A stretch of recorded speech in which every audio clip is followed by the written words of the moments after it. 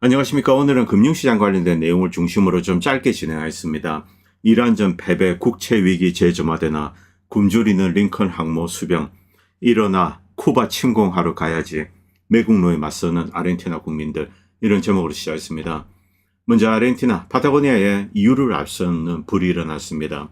원래 이 파타고니아 국립공원 이런 걸로 지정이 되어 있습니다. 자연보호구역이죠. 이 전 세계가 동경하는 그런 곳입니다. 모든 이 세계 사람들은 파타고니아나 이제 주요한 것들이죠. 이런 것들은 이제 자연 환경이 보호되기를 원합니다.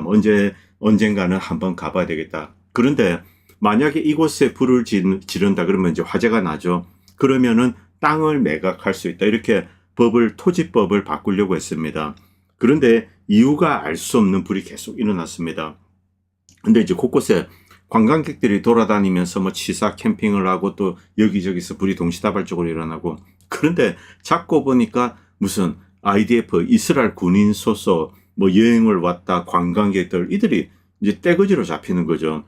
이 파타고니아를 이스라엘에 넘긴다. 당연히 이스라엘 뒤에는 러시아 일가가 있습니다. 그 외에 어떤 거대 세력이죠. 그래서 제2의 이스라엘을 파타고니아에 건국한다. 어떤 면에서는 그냥 이스라엘에서 나와서 파타고니아 살면서 제발 이 팔레스타인 사람들 좀 그만 해쳐라. 그러면은 좋습니다만, 문제는 이 이스라엘을 기점으로 이 삼선 옵션이라는 게 있습니다. 자, 이스라엘이 갑자기 미국도 쏘고 프랑스, 러시아, 중국 다 쏘는 겁니다. 핵미사일을. 그 다음에 이 지구를 멸망시키는 거죠. 핵전쟁으로. 그런데 그 대피용으로 파타고니아는 비교적 안전하다고 합니다. 이건 정말 미친 음모론인데 이런 이야기가 있고, 또 그리고 그냥 이제 적을 가리지 않고 무조건 쏘는 겁니다. 목적은 하나입니다.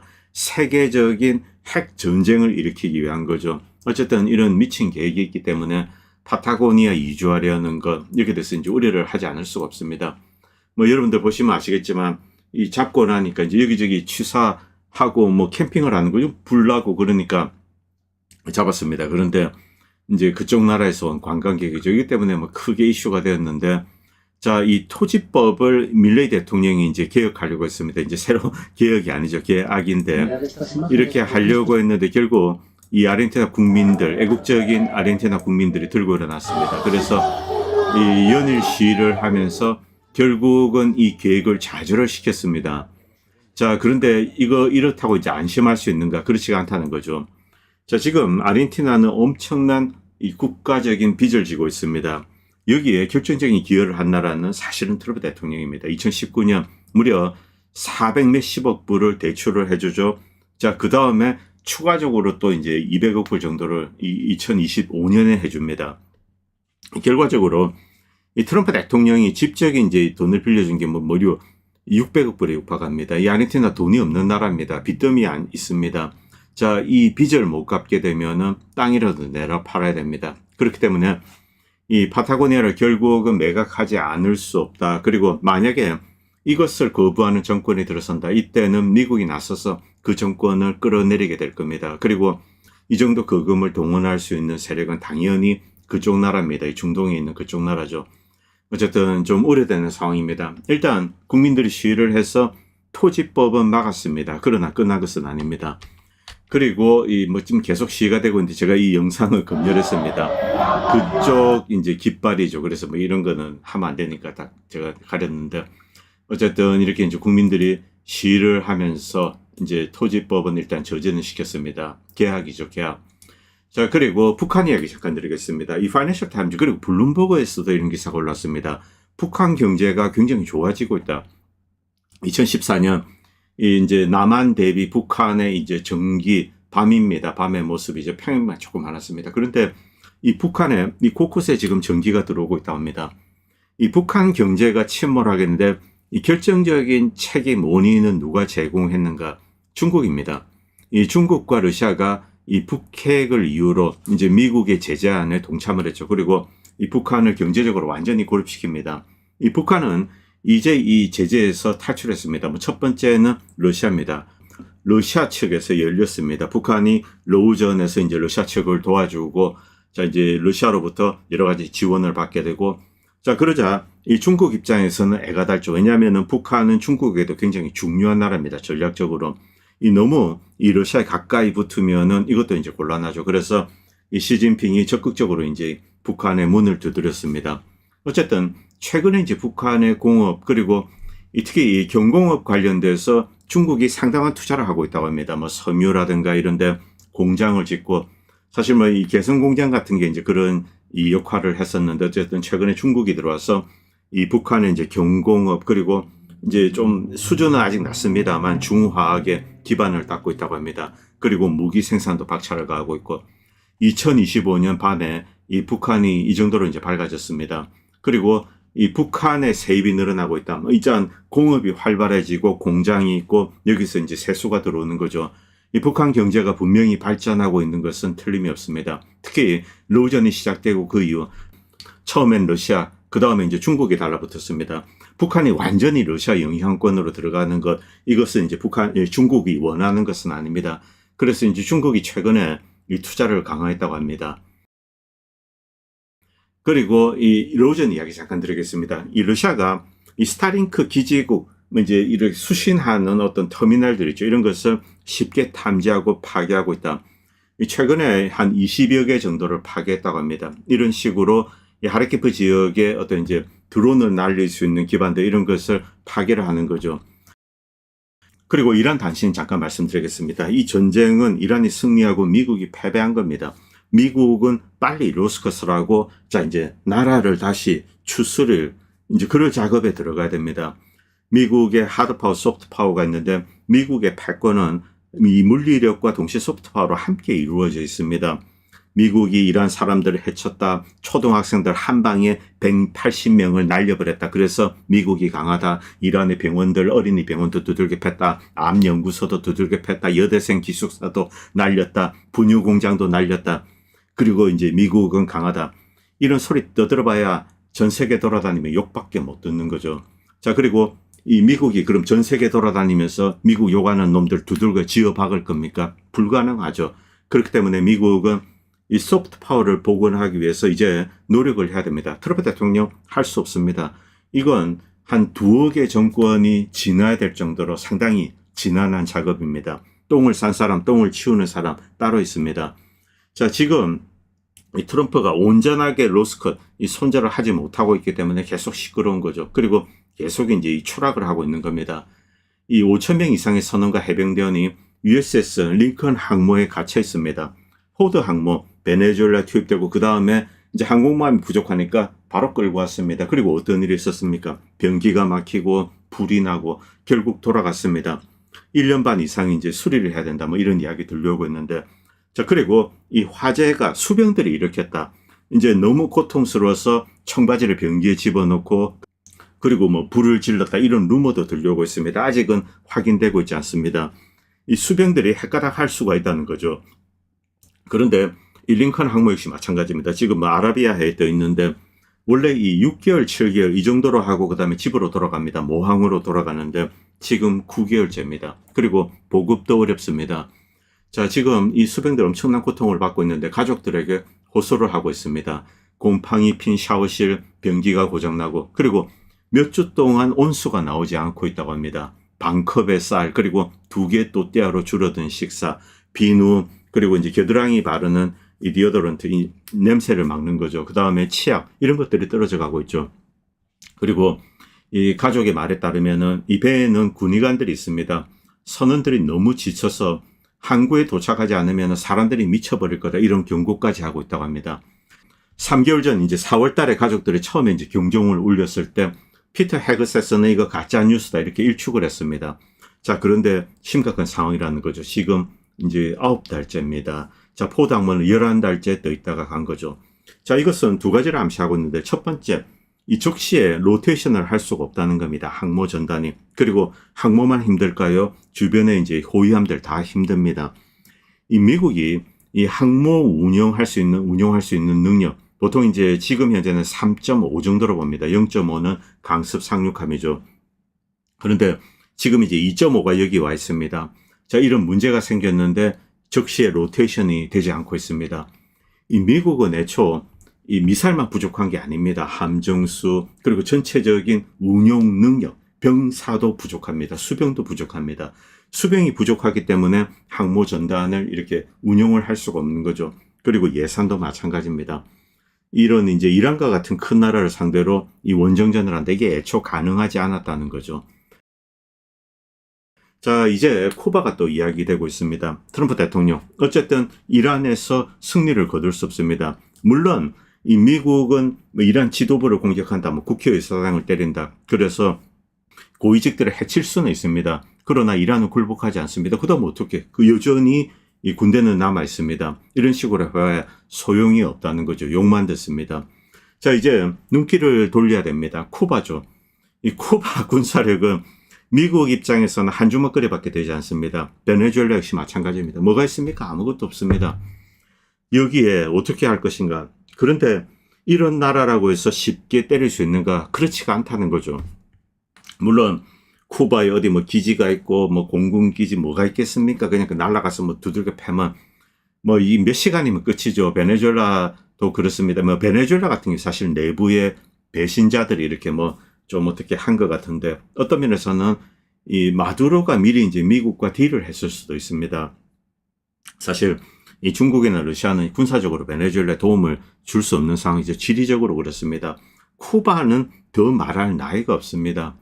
쿠바가 러시아와 친하다, 중국과 친하다, 이딴 것은 아무 소용이 없죠. 바로 미국 품 안에 있습니다. 미국은 쿠바를 쉽게 두들겨 팰 수 있습니다. 자, 그러나 이 쿠바의 국민적인 저항 의지, 이것을 굴복시키는 게 전혀 다른 문제입니다.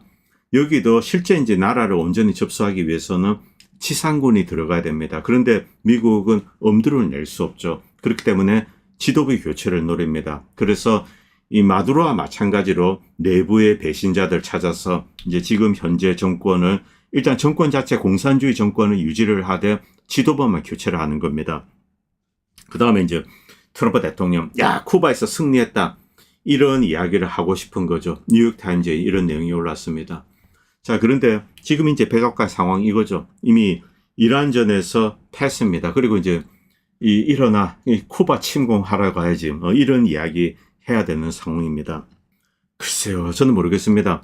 뭐 어떤 면에서는 쿠바 사람들이 너무 이제 힘들고 미국의 제재 때문에 가난하게 살고 이 주 원인 물론 이제 공산주의 체제 문제다 이렇게 이야기를 합니다만 가장 중요한 이유는 미국의 제재 때문입니다. 미국이 두들겨 패서 그 다음에 이 제재를 해제하고 쿠바 사람들이 잘 살게 된다. 뭐 이제 그게 바람직한 일일 수도 있습니다만 문제는 이 쿠바 사람들의 저항 의지가 독특하다는 거죠. 자, 그리고 이 쿠바에는 역사적으로 굉장히 중요한 요인들이 있습니다. 인종 문제 그리고 계급 문제.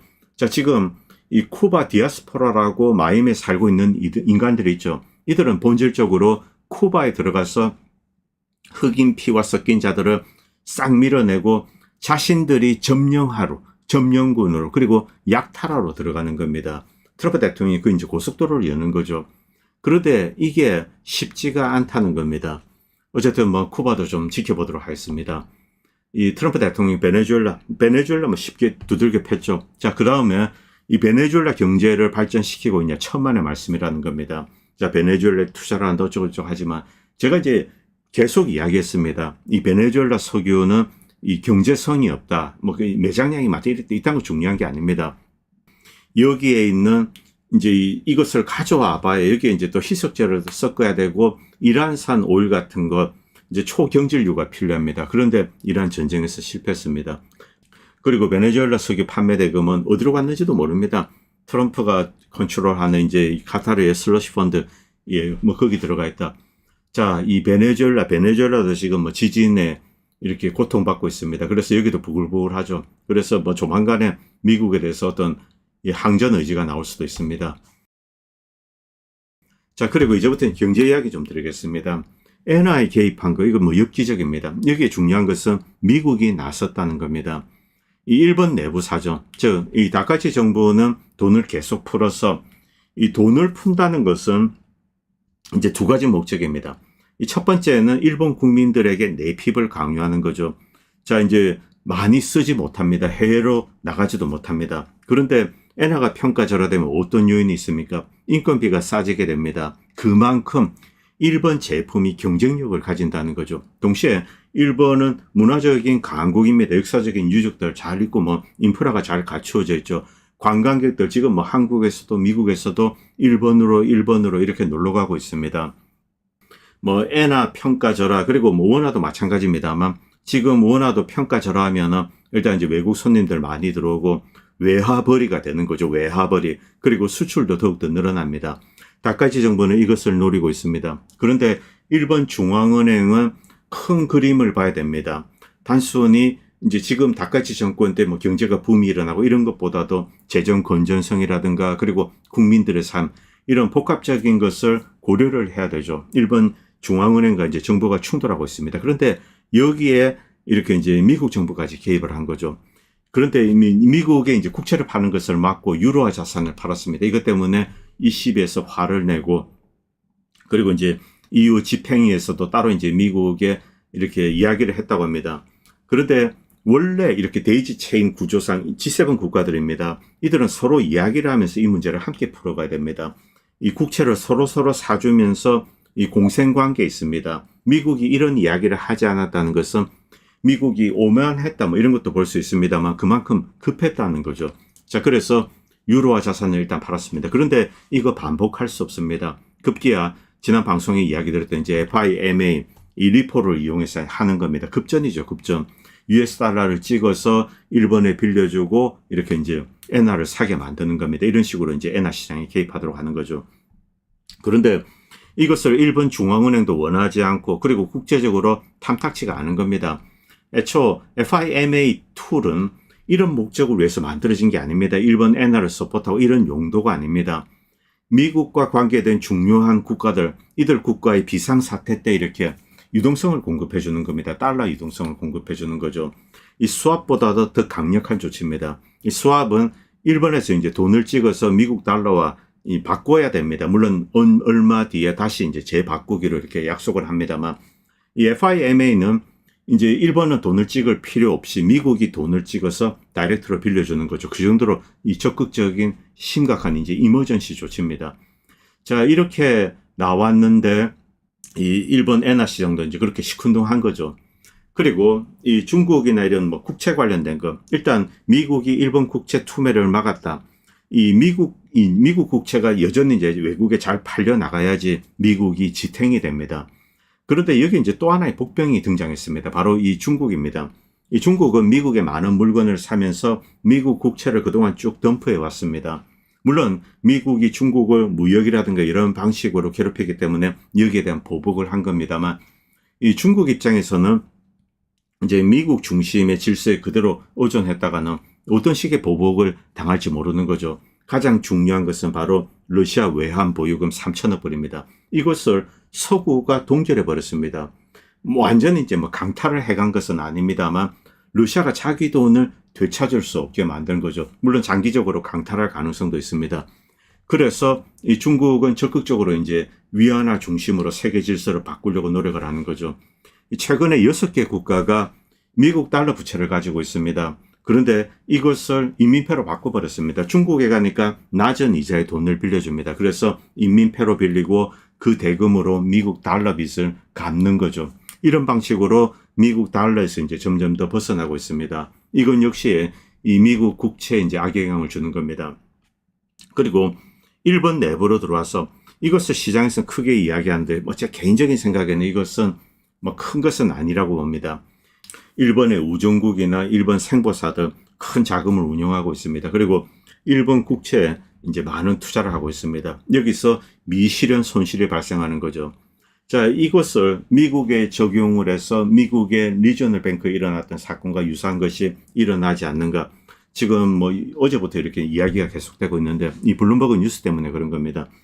그런데 일본 우정국이나 생보사나 일본 국채를 떠안고 여기서 나는 미실현 손실, 이것은 만기 홀딩 전략으로 갈 수밖에 없습니다. 자, 그래서 본질적으로 이것 자체가 일본 생보사의 유동성에 타격을 주는 것은 아닙니다. 물론 얼마만큼 손실이 났다. 그래서 뭐 여기에 대해서 이제 이 건전성을 위해서 추가적인 조치를 취해야 한다. 이런 이 공고안은 나올 수 있습니다만 생보사들의 유동성에는 타격을 주지 못합니다. 그런데 이제 뭐 언론에서는 이걸 크게 거론하고 있죠. 일본의 이제 4대 생명보험, 뭐 스미토, 뭐 다이치, 그리고 니폰 라이프 뭐 이런 데 있습니다. 그런데 이것은 뭐 한 며칠 지나면 잠잠해질 것으로 생각합니다. 제가 계속 반복해서 드리는 이야기입니다만 일본이 문제가 아닙니다. 미국이 문제입니다. 그래서 미국이 개입을 한 겁니다.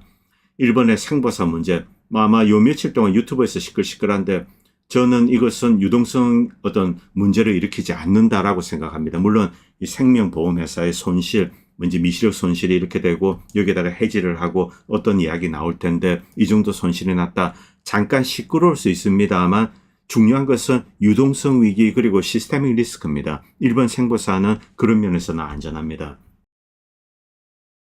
자, 엔화가 몇 번에 걸쳐서 개입을 했는데 다시 치고 있습니다. 이 문제는 엔화가 약세로 들어가는 게 문제가 아닙니다. 일본 중앙은행이 다카이치 정부의 노선을 이대로 허용을 할 것인가 이게 문제입니다. 만약에 이제 여기에 반항하게 되면 싸우게 되는 거죠. 중앙은행과 다카이치 정부가 싸우게 되는 겁니다. 여러분들이 이제 이 다카이치 정부를 보면서 이 엔화 평가 절하 이것이 일본에 피해를 준다 이렇게 막연하게 생각해서는 안 됩니다. 실제로 이 피해를 벗어나기 위해서 의도적인 평가 절하를 합니다. 미국도 그렇게 했습니다. 여러분들 2010년, 11년 기억나십니까? US 달러가 거의 1,000원대까지 떨어졌습니다.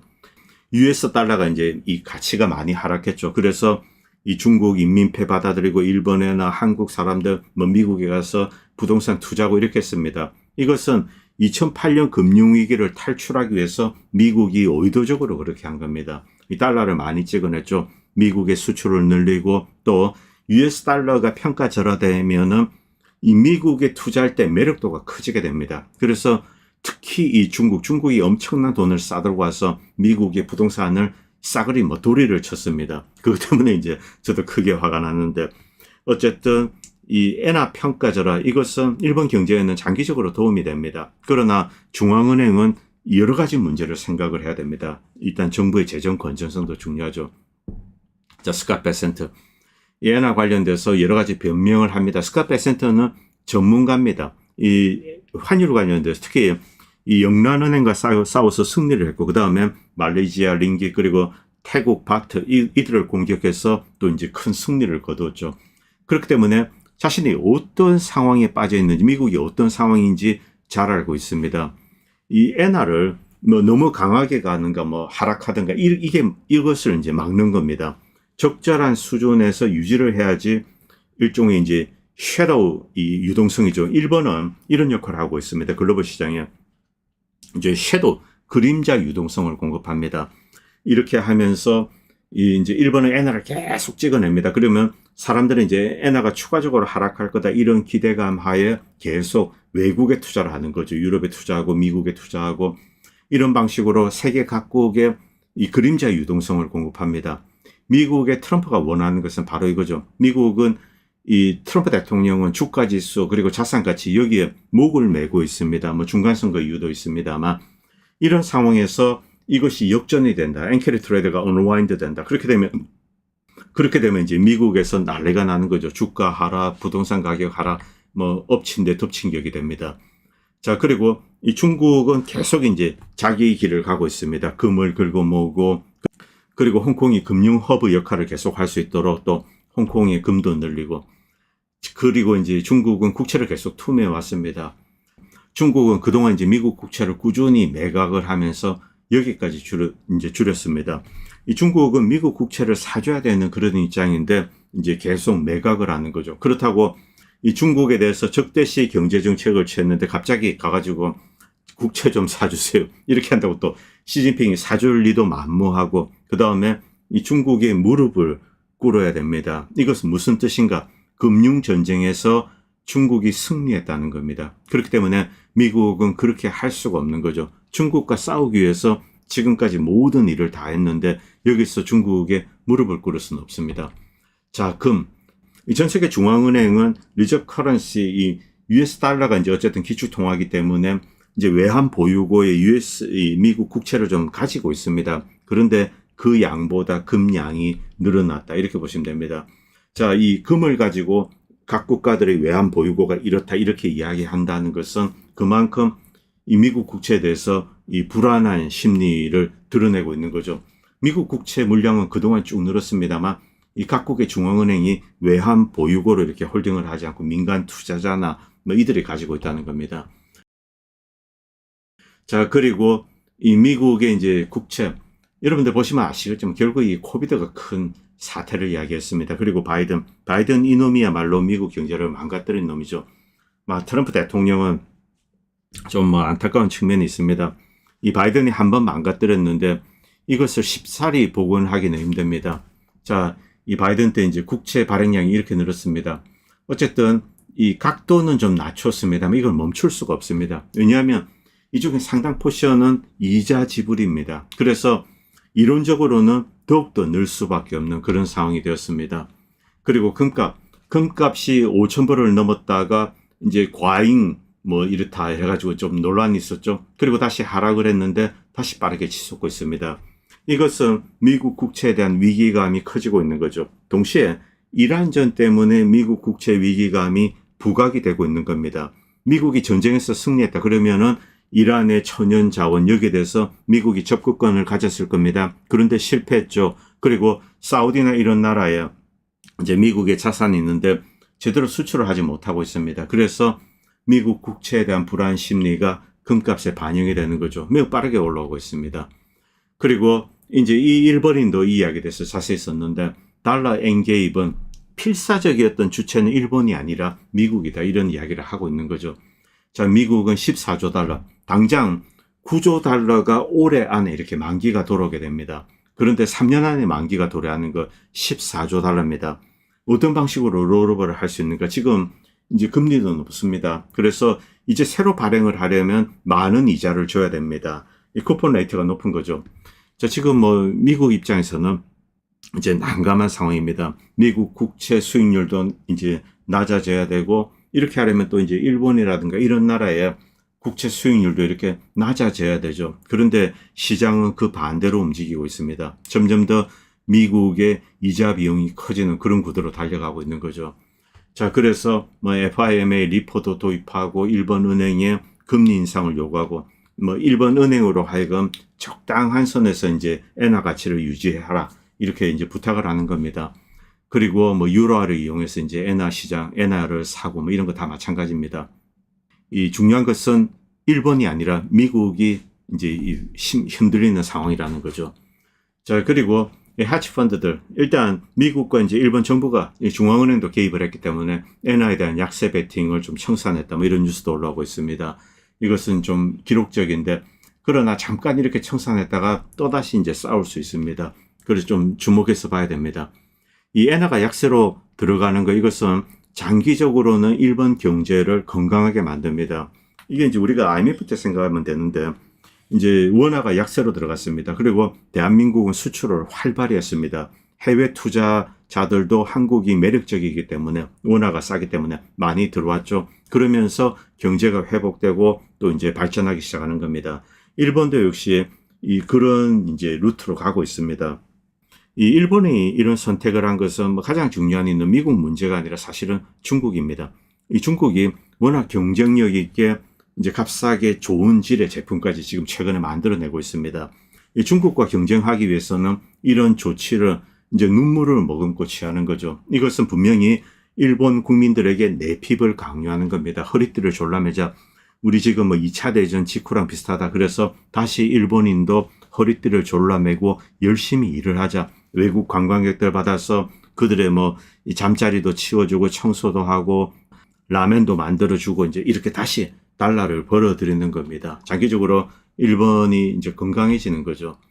어쨌든 지금 이 이란전 패배 그리고 미국 국채에 대한 충격 그리고 미국 전체 경제에 대한 의구심 그리고 미국 AI 붐 그리고 이제 반도체 버블 제 개인적으로는 AI 반도체 버블은 터진다고 생각합니다. 터졌고 그리고 계속 하락한다고 봅니다. 그리고 빚을 내어서 투자하는 사람들을 먹여주는 시장 이런 것은 존재하지 않습니다. 물론 프로 투자자들이 이 레버리지는 굉장히 중요한 프로 투자자들의 수단입니다. 프로 투자자들이 그런 것을 해서 수익을 본다. 이건 인정을 하고 그리고 운이 좋은 사람 그리고 일반인도 감각이 뛰어난 사람들이 있습니다. 이런 일부를 제외하고 많은 사람이 레버리지 계좌를 이용해서 특정 종목에 투자를 한다. 그러면은 그 종목에 투자한 레버리지 계좌는 완전히 깡통을 만들어야지 이렇게 중간 바닥이 형성이 되고, 그리고 추가로 이제 뒤로 뒤따라 들어온 사람들이 있습니다. 이 사람들도 털고 원금을 투자했던 사람들까지 목을 지어서 털려 나가도록 한 다음에 진바닥이 나오게 되는 거죠.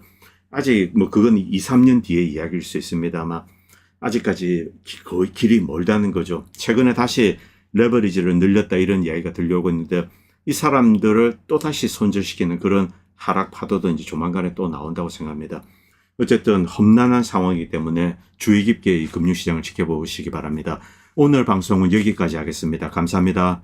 본 채널은 시청자님들의 후원으로 유지됩니다. 여러분의 도움은 작은 미디어에 큰 도움이 됩니다. 감사합니다.